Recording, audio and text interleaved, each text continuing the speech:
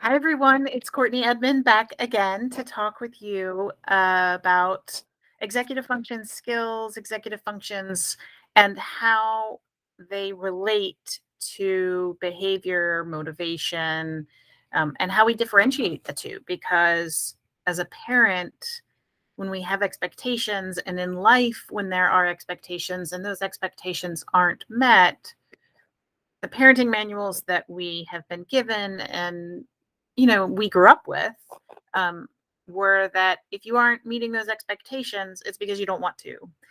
It's because you aren't motivated enough. It's because you are lazy. It's because you aren't trying hard enough. And what we are beginning to understand is that behavior and motivation and effort is not the full picture. And in fact, executive function skills have a lot to do with people's ability to carry out tasks, to remember things, to um, have an understanding and memory to be able to remember what they're supposed to do. And so, all of those pieces, if kids don't have the skills to do them, will not result in them meeting the expectations. And so it's as we have a better understanding of how the brain works and its involvement in these executive function skills, we as parents can begin to advocate for the fact that our kids have lagging skills that need explicit instruction in the same way that reading and writing and math and riding a bike and learning a sport require explicit instruction. And so we might be the first ones to make these observations. Teachers might be able to make the observations, but many times they haven't yet been the ones to make these observations that to have the intuition that it's that behavior and meeting expectations is not changing with the ordinary parenting techniques of rewards and consequences. And so what I wanted to talk about today is how we differentiate that. And one book that I read, The Explosive Child by Ross Greene, has really informed my take on kids and the lagging skills versus behavioral modifications. And he has a saying that kids do well when they can, right? Most people want to do well in life. Most people are not intentionally self sabotaging their schoolwork, their work life, their home life, their family life. So if we can assume positive intent, if we can base our understanding of behavior, and particularly of behavior in kids who really want to do well, they don't want to be punished for the most part, right? And if we assume they want to do well, and if they repeatedly are not doing well, despite consequences being imposed, despite incentives not working, despite the ordinary rewards and consequences, behavioral techniques that we as parents have been taught to employ and to use, if they aren't working, then let's get curious and stop imposing harder consequences, because it probably means that if we get curious and we start to look a little bit deeper, they don't have the skills. And so as parents, we use the concept in the medical world of triaging, right? So if rewards aren't working, if consequences aren't working, and I don't know about you, but I have two other kids. So I have three kids, right? And one of them is neurodiverse, and two of them are not. They're neurotypical. The neurotypical kids, if I give them an incentive to um, complete homework, or if I give them an incentive to um, earn a privilege of driving a car, or if I impose a consequence of not being able to do those things or not earning money, they're going to respond and they're going to change their behavior in order to meet those expectations if they're not already meeting them because they're self-motivated. My son, it didn't matter how many consequences I imposed. It didn't matter the severity of the consequence. It didn't matter, like, he was just thinking in the moment. He didn't have the skills he didn't have the ability to think in the future. He didn't have the working memory to think in the future, right? He didn't have the self-regulation skills to prevent impulsivity. And so he would never meet expectations, no matter how many different types of rewards and consequences, behavior charts his teachers would employ and I would try out.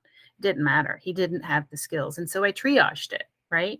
And so, yeah, he has the motivation. He can't do it. He has the motivation. Rewards aren't working. He has the motivation. Consequences aren't changing behavior. And when there's this repeated pattern of consequences not working, rewards not working, we have to get curious. What is happening in this person's brain that's preventing them from achieving the outcome that they clearly want and that we want them to achieve? And so I like to think about it like, hey, let's read this book, right? And if the child is learning to read and they can't read, we start to go through the processes of what are the obstacles of being able to read this book. Is it that they can't see? Is it that they can't decipher the letters? Is it that they can't speak them? Is it, there's all kinds of different things that go into reading as a skill. And we intervene at the point of where the obstacle is. And so the same thing is true for our kids who aren't meeting our expectations. We have been conditioned to think about kids not meeting expectations as a result of being lazy, unmotivated, not putting enough effort in, or not being incentivized enough. But I'd like to say that our kids who are neurodiverse, who have executive function challenges, have these brain-based disabilities that result in them not being able to meet expectations consistently. And we need to approach it in the same way that we approach people, helping people to read, helping people to ride a bike. We don't just ask them to try harder. We don't just ask them to, if you get 5 smiley faces, you'll be able to ride a bike. It's just not how it works. And the same thing is true with these executive function skills. And while there is a component of effort and motivation that takes place, that is required for kids to meet expectations, what I'd like to say is it's not the full story, because no amount of motivation and effort will allow someone to ride a bike or to read if they don't have the skills to do it. And the same is true with executive function skills. And when you're trying to do something and you're motivated to do it and you're putting an effort to do it and it still doesn't happen, I don't know about you, but it gets really frustrating and irritating if I'm not getting the help that I need. And as a kid, it's really hard to know that it is something that you need help with. So as a kid, you don't necessarily know instinctively to ask for help, especially if you're a middle schooler or a high schooler. You just don't know instinctively to ask for help. And there's a lot of expectation that you should be able to do it. Many times you're told you should be able to do it, especially if you're someone who is smart. But cognitive abilities and executive function skills, so intellectual abilities and executive function skills, have nothing to do with one another. You can be incredibly bright. You can be gifted, in fact, and have zero executive function skills and ability to carry out and meet expectations that are imposed on you. You can probably meet your own expectations, but if someone has an expectation of you, you may not have the ability to do it. So that is an important distinction to make and ensure that someone has the executive function skills to meet those expectations. Um, I don't want to give kids a pass if they don't have the skills. So, meaning I don't mean that they can get away with not meeting any expectations, because that is not realistic in life. In life, there are expectations that have to be met. Homework has to get done. Um, Going to work or going to school is an essential piece of being a human being. There are dishes that have to get done. There's laundry that has to be done. Cooking, cleaning, the whole bit. There are things in life that have to get done. We can't just enjoy playtime the whole of our life. But when we don't have the skills, it makes it that much harder to get through the things that are challenging in life, or that we are not innately drawn to as having motivation to do. And continually, when we don't get I was talking about when we don't get the help that we need, a lot of times, and the messaging that we are getting from the outside world is, we should be able to, you're lazy, you're not motivated. And in fact, we think that we should be able to do them. We want to be able to do them.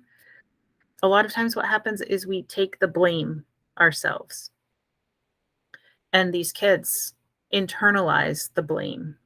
And instead of asking for help, they internalize that blame, especially when they're in middle school, high school, and in college.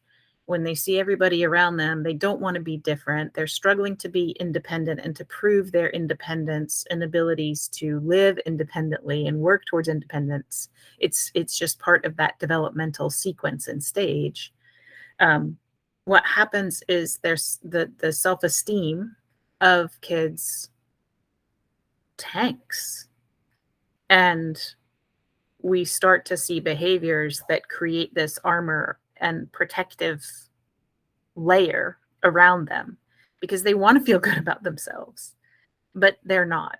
And so a lot of times we'll see defensiveness, or we'll see anger, or we'll see anxiety or depression or loneliness, learned helplessness, disengagement, kind of overwhelm, shutdown.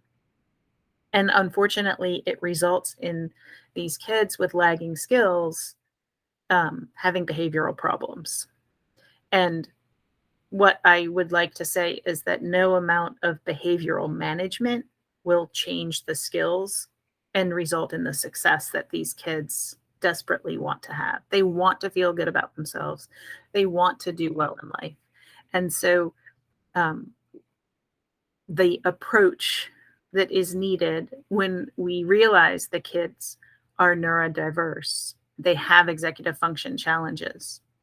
What they need is a compassionate approach, and a collaborator, and a problem solver, and a teacher of skills. And